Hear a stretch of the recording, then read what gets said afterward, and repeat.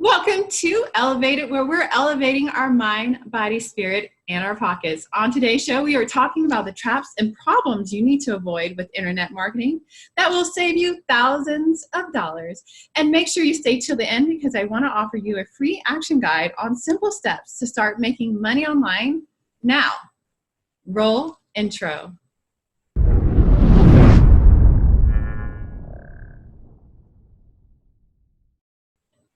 So I am your host, Amber Turner, aka the Sassy Entrepreneur, and I'm a published author of several books about business and relationships, life coach, clarity strategist, and I am passionate about living more.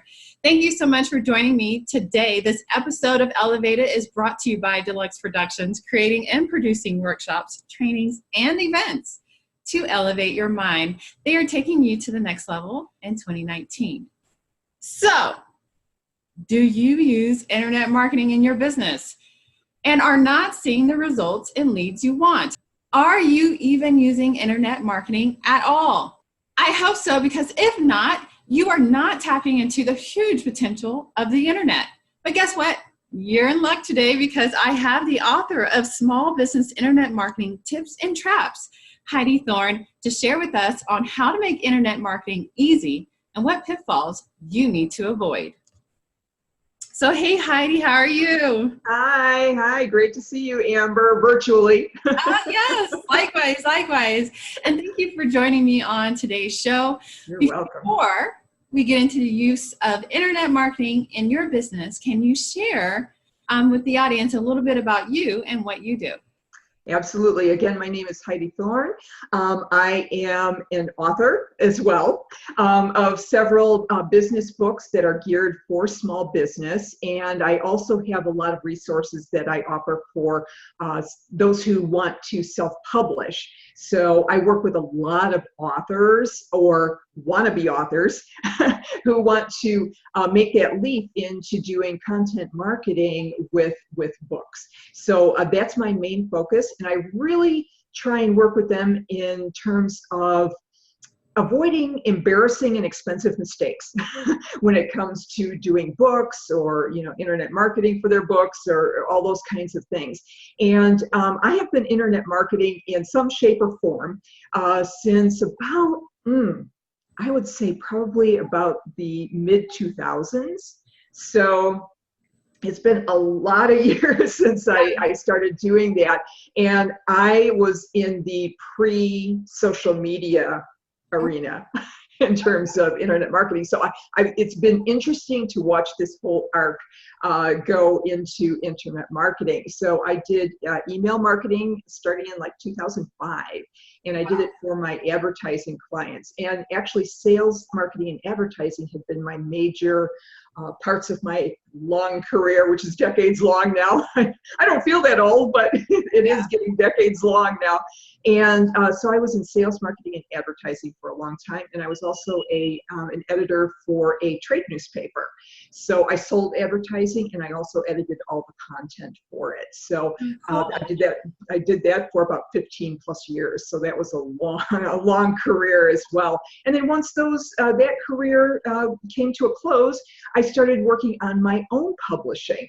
And I published my first book in 2011. It's still my most popular book.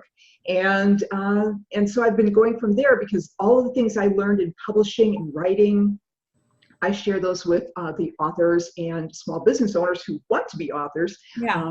So I share that with them in a lot of different ways through my website and podcast and blog and all that good stuff. So that's a little bit about me that would be relevant for the audience. Yeah, and you've been in the game for a while, which is amazing and also I think that, having a book as an entrepreneur, as a small business is an amazing marketing tool. It is. Not only just to promote your business, but it gives you great positioning in the marketplace to be that expert that people want to go to. Right.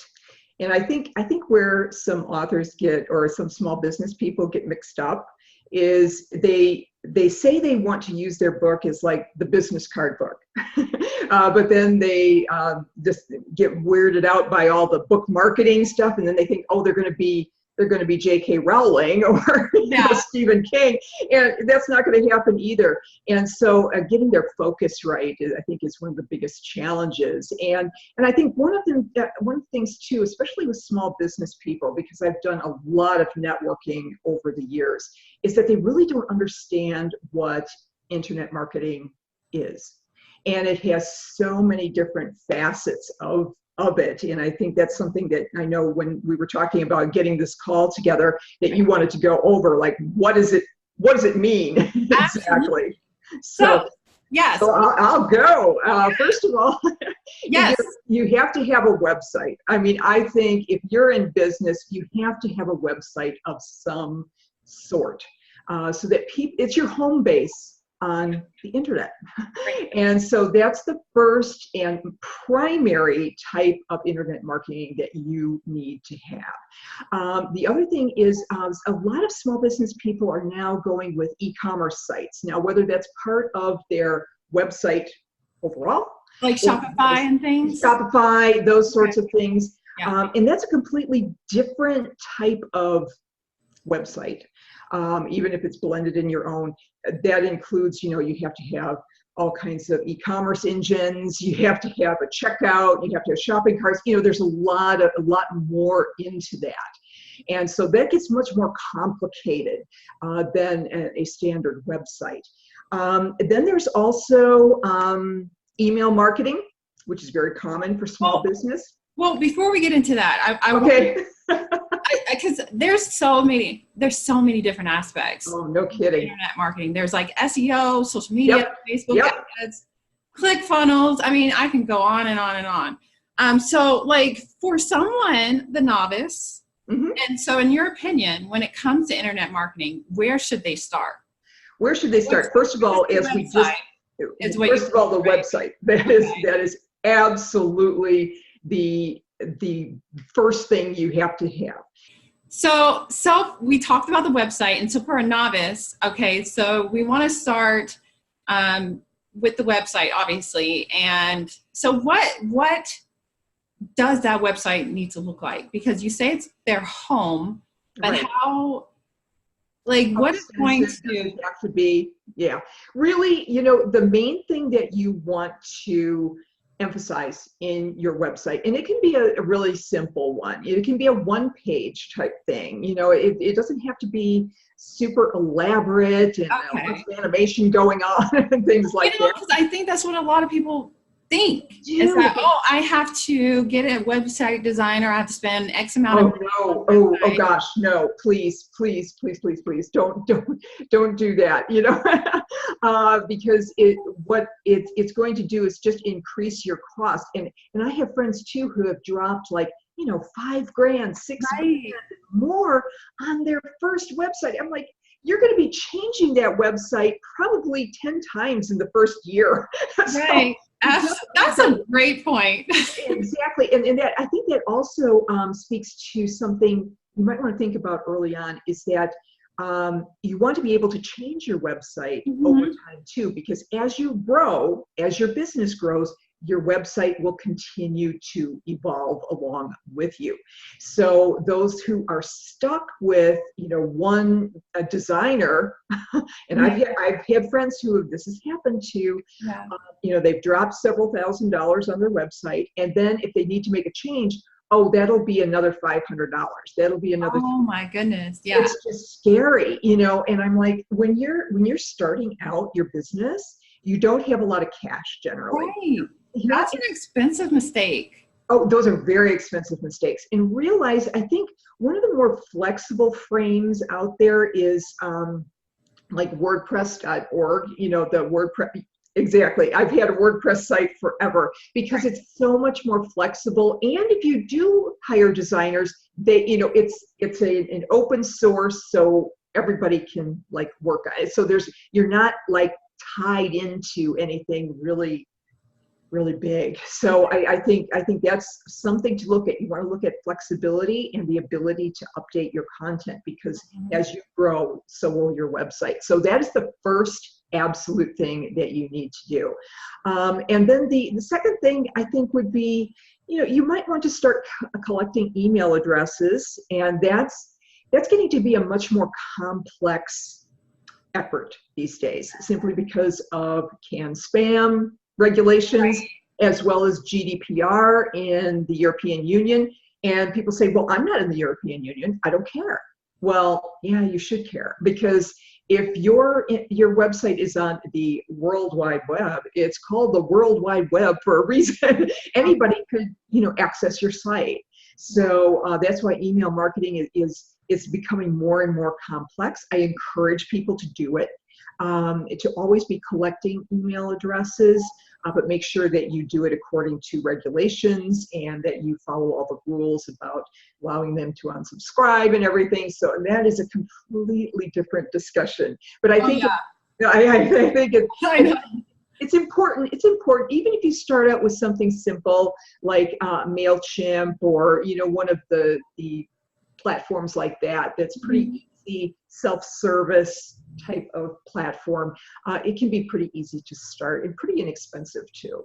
So I think those would be the first two things I would do. And then a lot of people already have their social profiles set up, whether it's LinkedIn or Facebook or something like that. And that will really depend on how comfortable they are with those social channels. And you don't have to be on every social channel. You really don't. You might want to just reserve your brand name on some of the channels, but the ones where you're really not that active or good at it, you probably just want to have, like on some of these, I just have a very minimal presence and say, hey, see me over at, so that they know. That leads to one of my questions, because you do mention in your book that you don't need to be everywhere. You don't need to be on all these social media. But why is that, one? And then two, what would you say is the best one for especially new entrepreneurs to be on? Right. And that's first of all, if you are on all of the channels, and there is some thought going these days that you have to be everywhere because all of these social channels are changing all the time, and you don't want one to go down and then not have anything. Right. So I understand that. I understand that completely. But like I was just mentioning, in some of them, you're going to have a very minimal presence, and then you want to direct them to where you are active. Now, the first ones I should back up.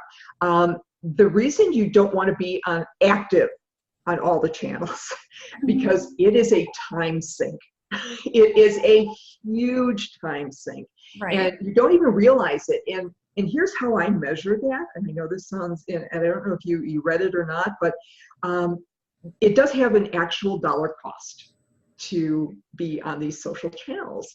And how I do that is you take your income for the year, you divide it by the number of work hours that you would standard work if you were in corporate America. I think it's 2,000 hours or something like that. And you divide that, and then that's your hourly rate. And if you figure out how many hours you spend on social media and you multiply that by your hourly rate, you'll see it's like a big, big cost. Yeah. It's huge. So you don't want to be wasting, all of your money and time on social media. It's ridiculous. So you really want to go with the channels where you're best at. Okay. Now, early on, I was big. I don't want to say big on Twitter. That sounds arrogant, but it was. I did a lot on Twitter. Let's say I got on in late 2008, so it wasn't too long after it kind of got rolling.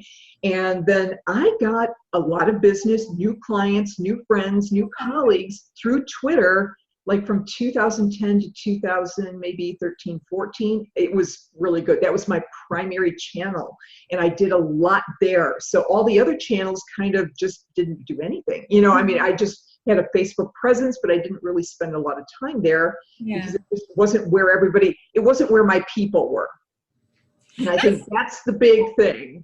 That's interesting. I could never figure out Twitter. I could never figure out Twitter. It's a relatively strange kind of platform. And it's more like texting. Yeah. And it worked really good in the early days because it's still wonderful, but with all these platforms trying to be Facebook, it got kind of bloated and loaded, and so it got much more difficult to create those relationships. And so, yeah, Twitter was really good for me. And then I just had a very minimal presence on Facebook and LinkedIn. Now, over time, also, your social channels may change, or what you need from them, or the people you want to connect with may change. So you have to keep evaluating which ones are the best for you and your business. Now, right now, my biggest ones are Facebook and to some degree LinkedIn. I'm doing a lot more on Instagram, and Instagram is funny because for me, and you have to look at your business too, because most of my business is built around editing and analysis and all those kinds of data-driven things. So Instagram is really difficult. It's hard to visualize a lot of the concepts that I try to get across. And so Instagram is challenging, for me. So I'm having to spend a lot more time trying to figure it out. But I've made some great connections like you. But it is much more challenging. So I don't try and say I'm big on Instagram, because I'm not. Facebook is where all of the conversation is occurring for me right now. So I think you have to kind of look at your business, what type of business it is, who you are. Right. Do you feel comfortable? There are people who just don't want to put any photos on anything. So they're not going to be in this whole Instagram thing. Snapchat or whatever. And I don't do anything on Snapchat either. None of my people are there. But it's not that it's a bad none of these are bad platforms.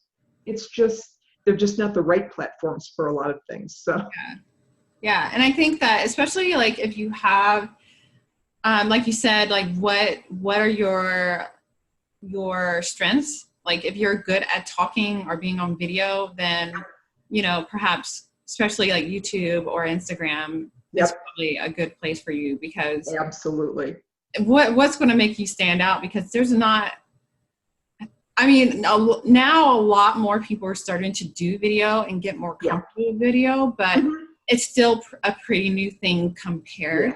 It is. So if you can leverage that and make yourself stand out in that way, then those platforms are, it's an interesting thing too that you say, because you can tell, especially with Instagram and this new updates, how they're trying to push stories and they're trying to push IGTV, because they're not really showing you the things in the feed anymore.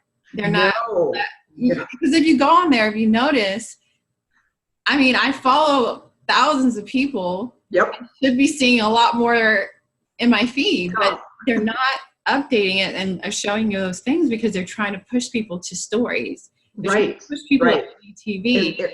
And stories for me is kind of like Twitter used to be, only with pictures. Because it's fast. You're swiping through. It's going at a quick pace, and I think that's kind of good in a way. I kind of like stories, but I didn't initially like it.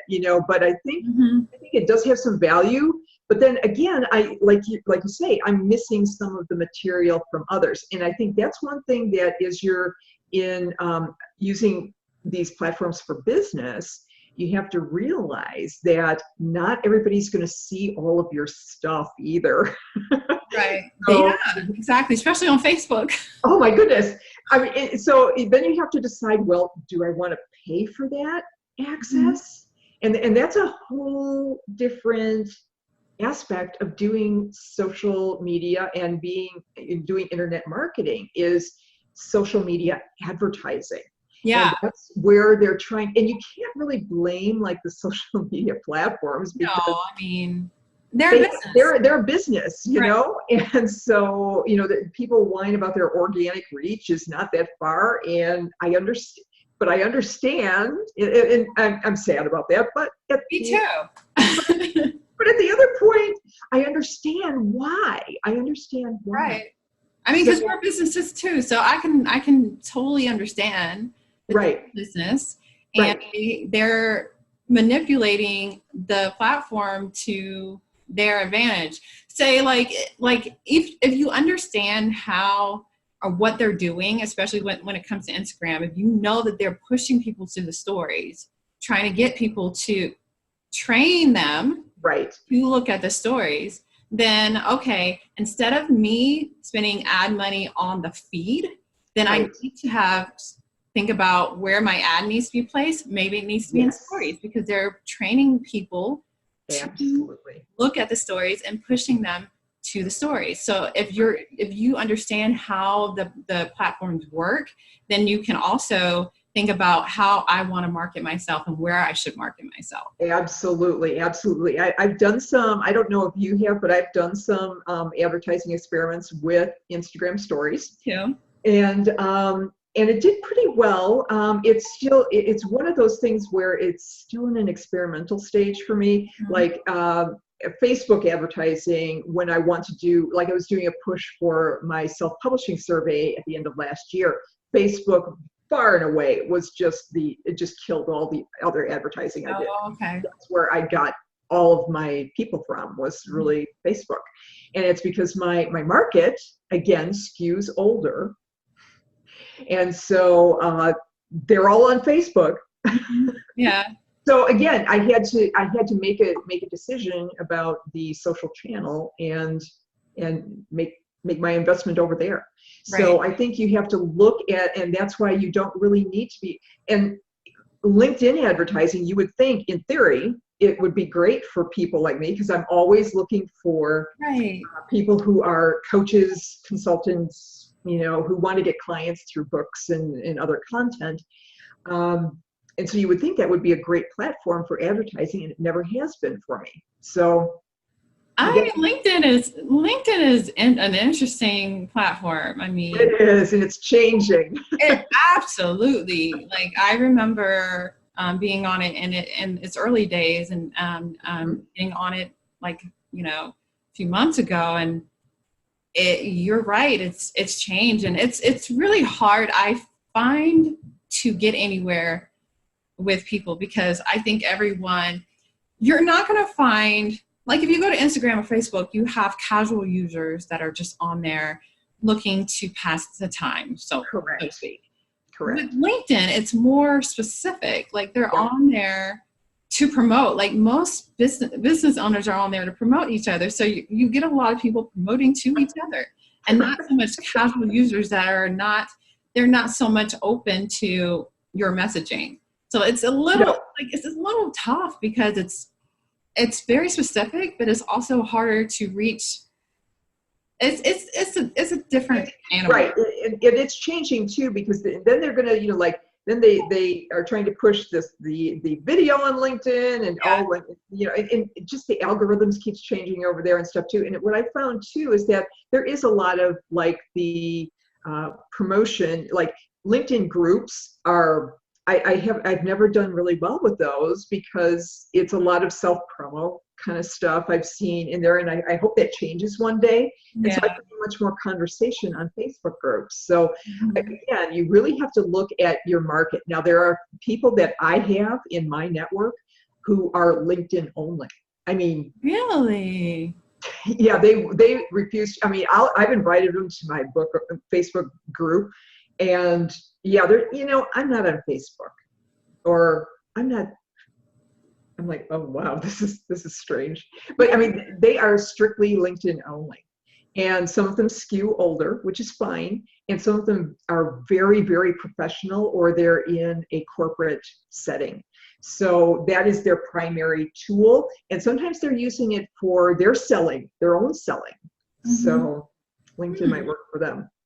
Oh, wow, that's interesting. Anyway, again, it's choosing the platform that's going to, excuse me, that's going to work for you. Yeah, There's just no one universal platform that will work for everything. yeah. And like for me, like I said, my work is very non-visual. I mean, I Yeah, can hold my book so many times. I know, right? That's just a little over the top. So like Pinterest and Instagram are hard for me. So then Facebook, it filled that void, and Twitter's kind of gone down for me but again, it's just choosing the right one for you. So you don't have to be on all. Okay, so let's summarize this. You have to be where it's most comfortable for you. You have to be where you're going to reach your market, and you have to keep monitoring it to make sure that it is still working for you. Because there's people who just stick on one platform because that's what they did 10 years ago. Now they won't move, Right. So it's a moving target, and so I think it's challenging these days, but we just keep rolling along. Yeah. So I also, in your book, I want to transition it into talking about how one can transition their offline sales to online, because that's something that you talk about in your book. Because I feel like if people haven't already, they definitely need to do so, right? Oh my So God. I'd love to get your opinion on why business owners need to do this and how can they?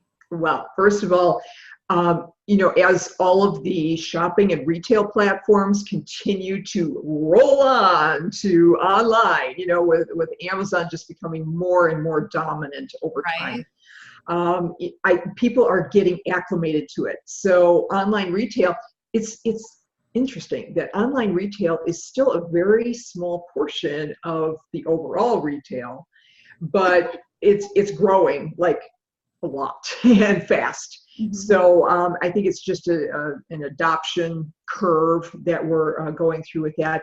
So yes, you need to have an online presence. Even if you're not doing any of the transactions online, you need to have an online presence, because that's where people are going to go. Maybe not just to complete the sale, but they're going to go there to find out more about you. And that's where you need to have an online presence to make that transition from offline to online. And when you say online presence, do you mean like your website? Okay, I was about to say, as simple as a Facebook page or Facebook page, website, LinkedIn profile. You need to have some place where people can find you online, because they're doing research. Now we're used to looking for star reviews and all these kinds of things. I actually was going to say that, because like if I Google something and they come up and they have like I don't know what it's called, but it'll show like a synopsis of the place. If they don't have like the world with the website, I'm like, are they legit? Right, exactly. I am shocked that there's just still people like that these days, and I know a lot of them even in my area.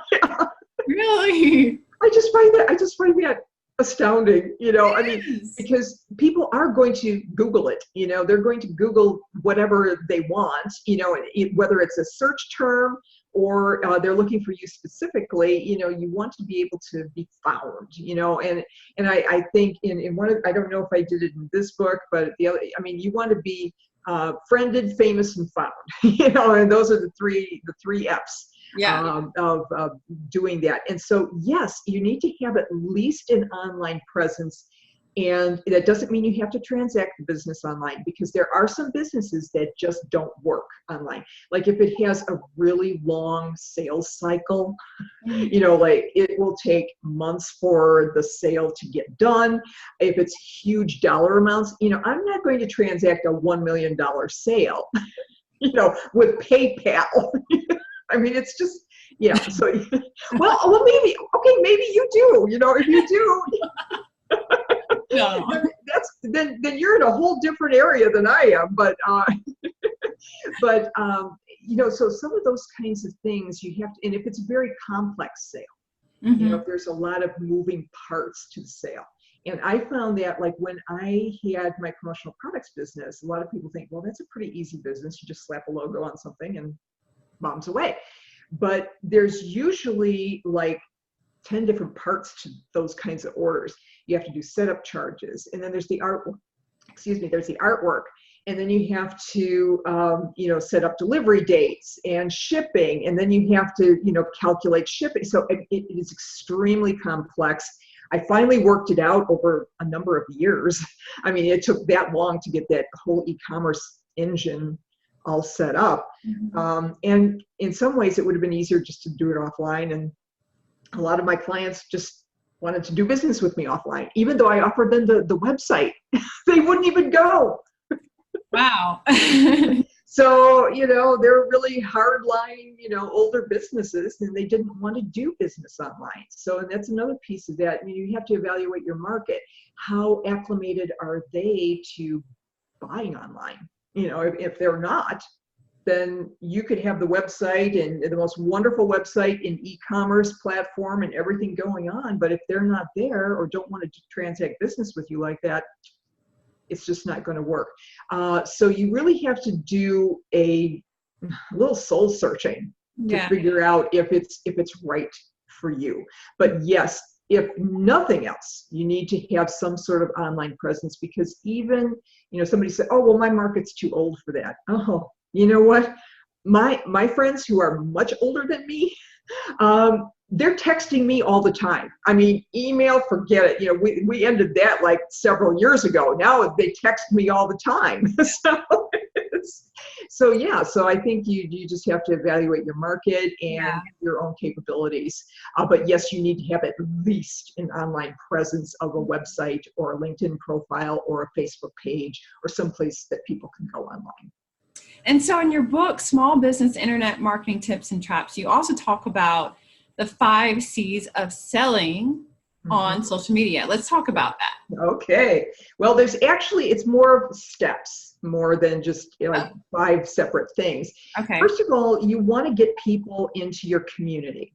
You want them to start following you, whether it's through a hashtag kind of community, like you would have on Instagram or Twitter. Twitter was big for the hashtag communities. Mm-hmm. That's how I made a ton of connections back in the day. So you want them to be part of the community, either by following you or following a hashtag. You want them to see you there in the community.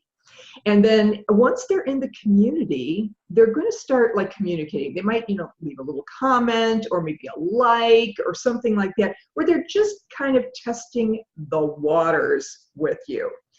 And then it leads, once they've communicated with you, and then it leads to some communication.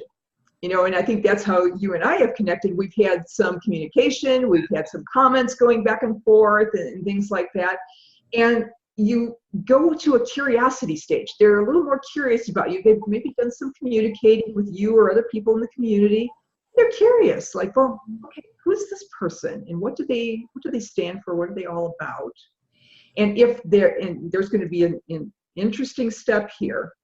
If they have the need, then they will probably go to a conversation with you. Hey, I was just looking at your website, or I was looking at your Facebook page or your Facebook ad, and I noticed this. I have a question about. So then they move to more of a conversation, not just casual communication. It's a serious conversation, which leads to the cash at the end. We like the cash. But I've seen a lot of people, over the years of watching my clients and how I got new clients through social media, it was almost always that curve. Okay. So that's how I did that. But again, that one step that's different though is the know, like, and trust. Actually, that was going to be my next thing. Oh my goodness. That actually piqued my curiosity, because I hear that all the time. You do. I hear all the time. You right. hear, and you say it's not enough. It's not enough. Okay. It's not enough, because they have to have the need for what you sell. I have hundreds, thousands of people in my community and communicating and all that kind of stuff online, but none of them, I would say probably less than 5% of them, actually have a serious need for what I offer. Okay. And I know that sounds really, really tough, but it's the truth. It is the truth. I have, and how I got to that point where I just had that blinding flash of the obvious was I had a business coach about 2010, 2011 or so. And social media was really ramping itself up. I was spending hours a day. I mean, I would stay up to midnight, working on social media, connecting. I think you know what I'm talking about. Yes. And I was getting exhausted, and I just was like, what am I doing here? So my business coach said, he said, I want you to show me on your profit and loss statement all the sales you've made from those hours you spent on social media. And I said, honestly, I don't know. I have no idea if they're doing anything. So then I had to go through a lot more analysis, like what does it mean to be successful? Because know, like, and trust is just a part of the process. They have to have a need, and they have to be willing, and they have to be able.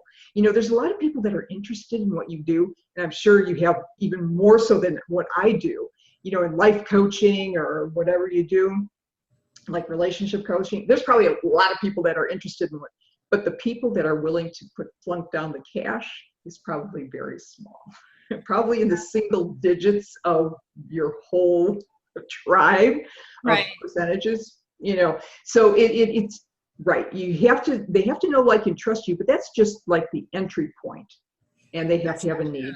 So those are the two things. I mean, it's crazy. It's crazy. But once I started analyzing, like, how much I was getting in sales from social media, and I did do it, and I was getting all of my stuff through Twitter, back in the day. Yeah. And so then I had to really look at it and say, okay, I am getting traction here, and I'm not getting traction over here. So I need to adjust my investments. And I think that's the one thing that people don't realize, is that social media is an investment, and it can be a big one. And because we think social media is free, the platforms are free to be on. Mm-hmm. It's not free.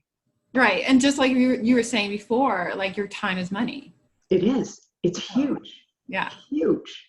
So you need to be able to, and I think one of the difficult things is that you have a hard time measuring, like, what are you actually getting from your social media marketing or your Facebook advertising? Because a lot of, all of those things, they'll show you impressions or follower counts.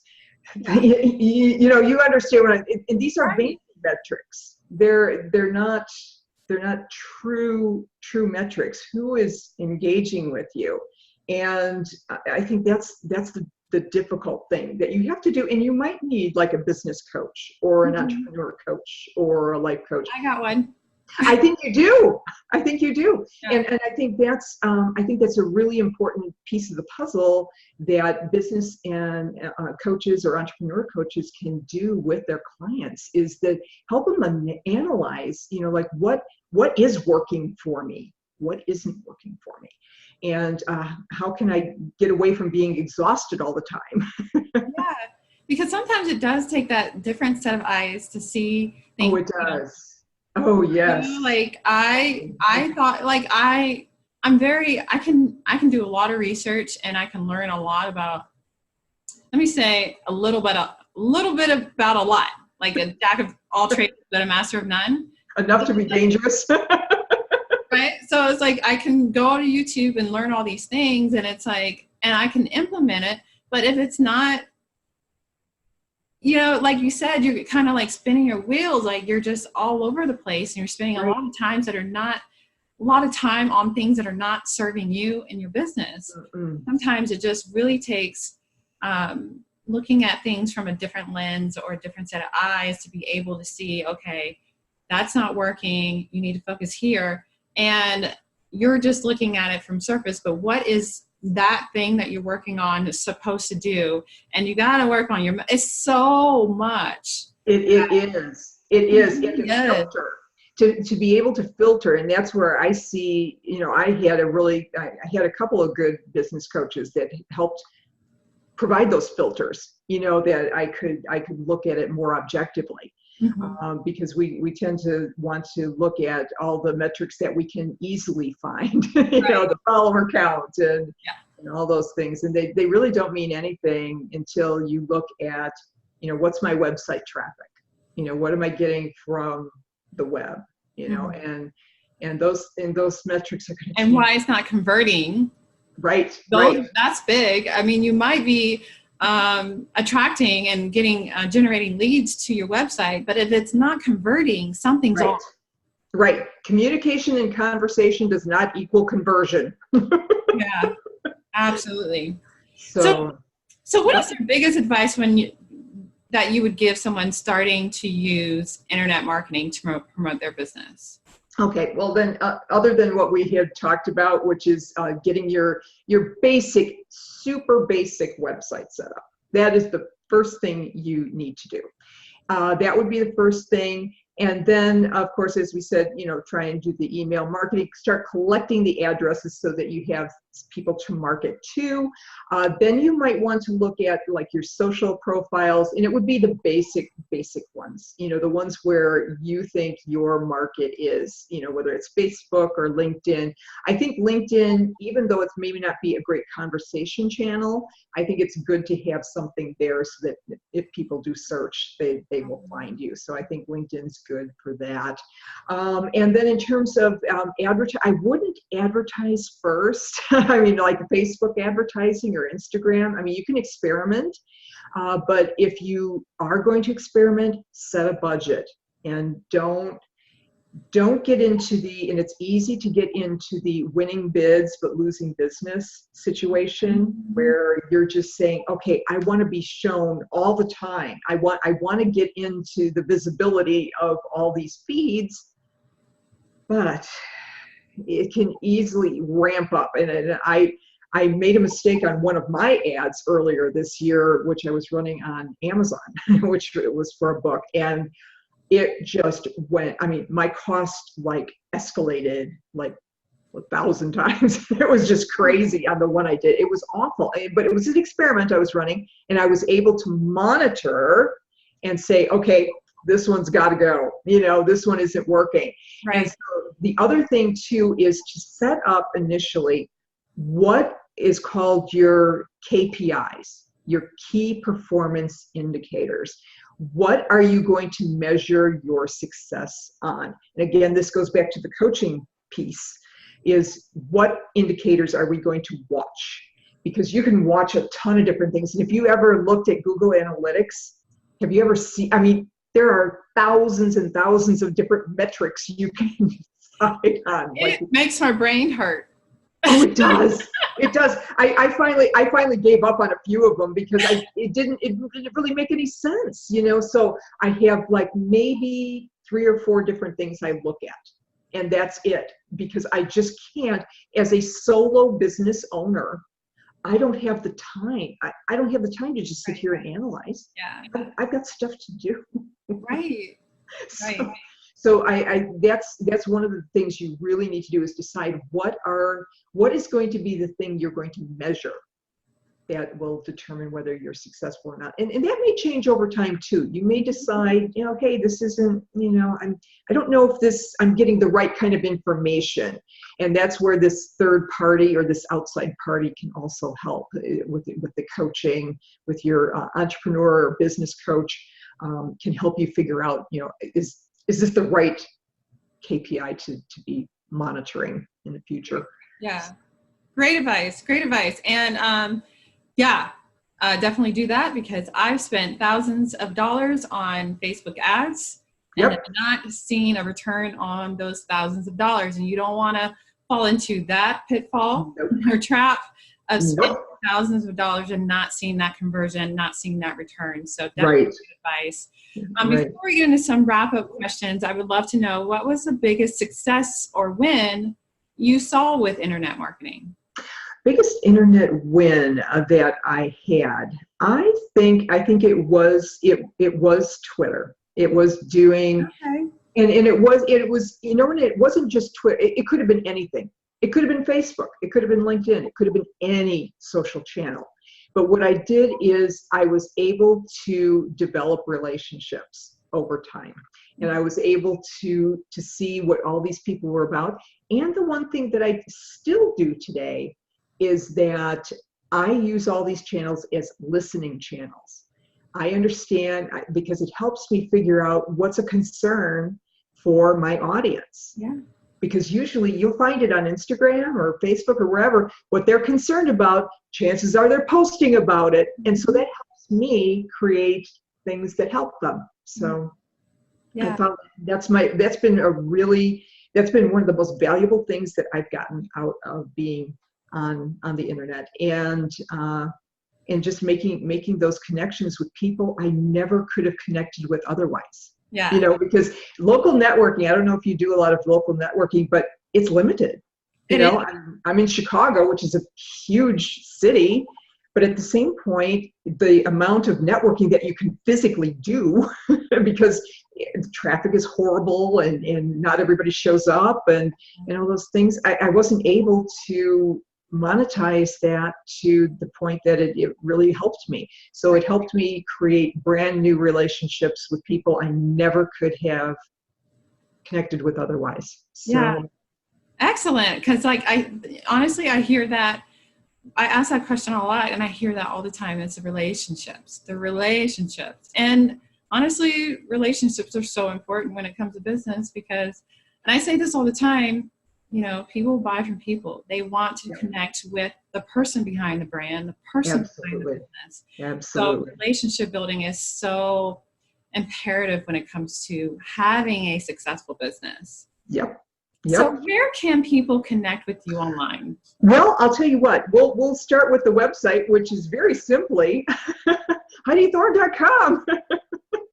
And you'll see everything there. There's links in the navigation bar if they do want to sign up for the newsletter. Now, I do want to caution that it is really geared for small business or coaches, consultants who do want to be authors. So if that's something you want to do, absolutely, I'm your probably a good resource to have. As well, my podcast, which is very originally the Heidi Thorne Show. Okay. is on Podbean, Stitcher, Apple Podcasts. You can get me just about, and YouTube as well. Okay, great. And we'll link all those links below this video. Absolutely. I would say that those are easiest. And then of course I'm on, the social channels, Instagram and Twitter at Heidi Thorne. That's easy enough too. So I'd appreciate if they follow me there.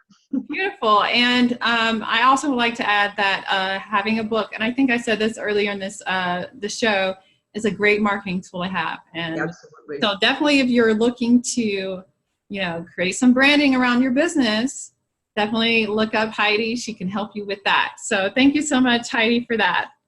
Thank you. Thanks, Amber, for the opportunity. Absolutely. It definitely was a pleasure.